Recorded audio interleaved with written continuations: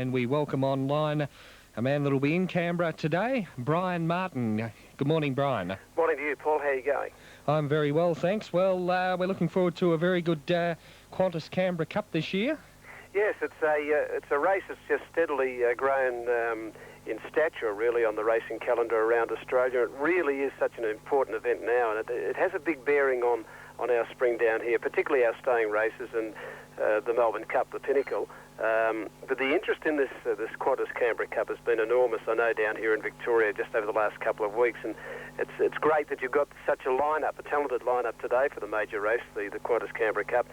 And the roll call of the race, of course, includes the mighty Superimpose, amongst others. So I'm honoured to be in the city today, and it's great to be a part of the calling team to be out there this afternoon. Yes, that's for sure. There's a few coming from around Australia. Yeah, We've got Ron Paps from South Australia. Wayne Wilson's coming down from Brisbane. Our own Tony Campbell. And Des Hoisted and Ian from Sydney. So it should be a great day.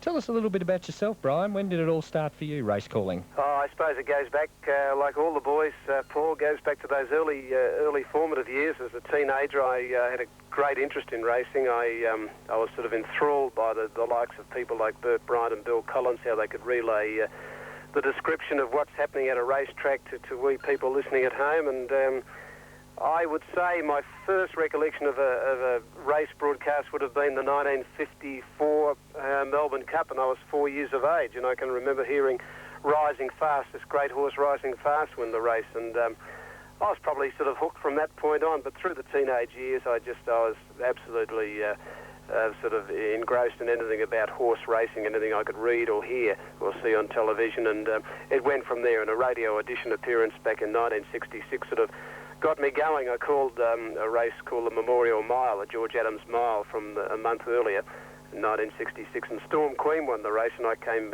on the radio auditions in December of 66 and called the race, Storm Queen, ridden by Roy Higgins, and I got 3 gongs and $2, and I suppose that sort of ignited the flame, and away I went. And I started in radio at about 1967 as a teenager at 3AW in Melbourne, and one day off a week I'd be out at the racetrack with my tape recorder taping the races, and I sent a few audition tapes around, and a position came up in Adelaide at a radio station called 5DN in Adelaide in 1970, and the position was a part-time race caller come turntable operator on the breakfast show. So I'd do the breakfast show as the turntable operator, and I'd jump in the car and travel to the races with the senior caller at the time, Kevin Dagg, and I'd call 1 race or 2 races on the program, then I'd call the greyhounds and the trots, and after nearly 2 years in Adelaide, I got the call to come back and join up with the great Bert Bryant and Johnny Russell. So I sort of I broke my hips getting home, let's say, in 1972, and I was at 3UZ in 72 to 84, and I went across to 3DB for 4 years, and the racing came back to the now 3UZ, the Good Sports, in 1988.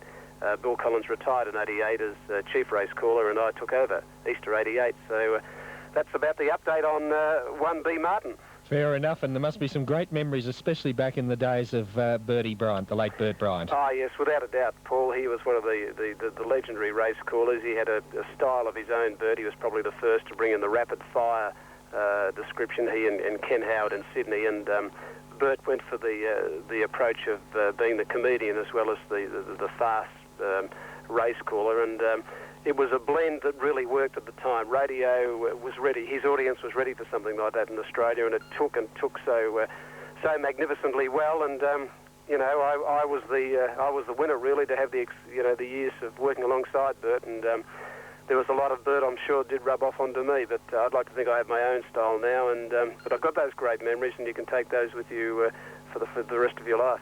That's for sure, Bryan. Tell us, have you been to Canberra before, Bryan? Yes, I came to Canberra a good few years ago. Tony Campbell would be able to tell you when exactly it was, because Paleface Adios won a race there. It was a trotting program, and Paleface Adios won your main free-for-all that particular day. So it was back probably around the mid-70s, I'd say.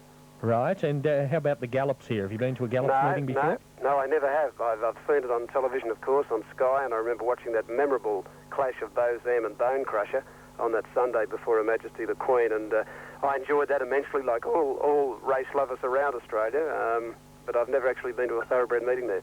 Yeah, that was back in 1988, of course. And, 88, yeah. Yeah, and the track out there, we must say, we have magnificent facilities. I'm sure you'll see that today, and we look forward to you being part of the team, Brian. As I mentioned earlier, the lineup is big. There's plenty coming from around Australia, and you'll just be one of the team today.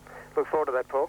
Okay, Brian, well, thanks very much for joining us here on Triple S this afternoon. It's a big day for us on the station, and you'll hear all the racing descriptions here on The Good Sport.